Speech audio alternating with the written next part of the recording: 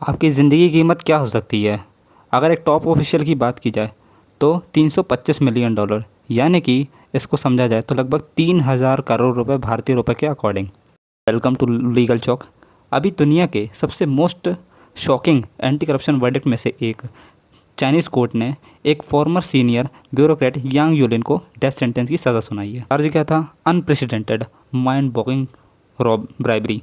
तो आज हम उस लीगल ग्रेविटी को ब्रेक डाउन करने वाले हैं, वो केस के बारे में जो चाइना ने इस टेरिफाइंग एक मैसेज दिया है, अपने एक एलाइट को जेल भेज के पूरी दुनिया को एक टेरिफाइंग मैसेज दिया है। तो चलिए आगे बढ़ते हैं। तो यांग योलिन कोई साधारण गवर्नमेंट ऑफिशियल नहीं था, बल्कि वो एक हाई रैंकिंग ब्यूरोक्रेट था जिसके पास इमेंस पावर थी।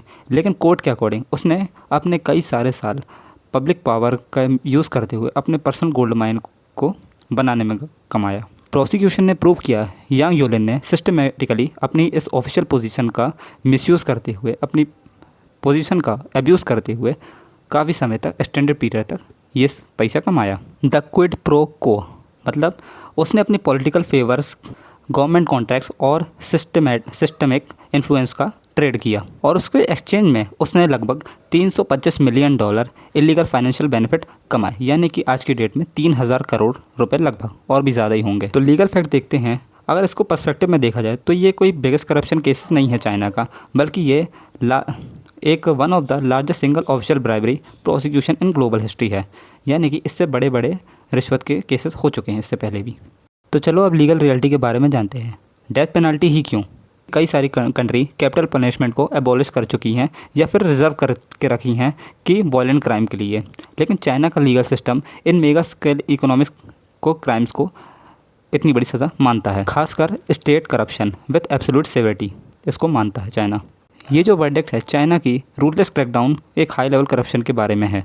इस पॉलिसी के अंदर आप, इससे फ़र्क नहीं पड़ता आप कितने ही सीनियर क्यों हो, आप कितने ही पावरफुल क्यों ना हो, या आपके एलाइज कितने पावरफुल हो, लॉ आपको कैच करेगा। और यांग यूलिन का सेंटेंस इन लोगों के लिए एक चिलिंग रिमाइंडर है, इन ब्यूरोक्रेसी के लिए, कि आप अपनी स्टेट की पावर को एब्यूज़ करके आपको स्टेट टर्मिनेट कर सकता है आपकी ज़िंदगी से। ये केस एक टेरिफाइंग ट्रेंड को हाईलाइट करता है पूरी सभी के लिए, एक enormous scale of money involved in modern corruption. सोच के देखिए, जब एक सिंगल ब्यूरोक्रेट इतनी सारी मनी, यानी कि $3 बिलियन, इतनी तो इंडिया की इकोनॉमी थी कुछ साल पहले, इट हर्ट द इकोनॉमी, यानी कि ये इकोनॉमी भी ख़त्म करता है और पब्लिक ट्रस्ट भी, और पूरी नेशनल सिक्योरिटी को भी कॉम्प्रोमाइज़ करके रख देता है।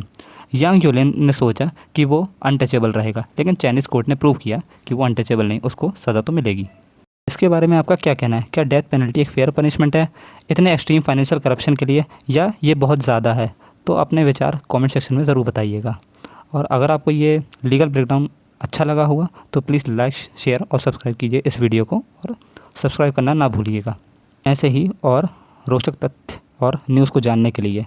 ठीक है, until next time, stay informed, stay legally aware. Thank you.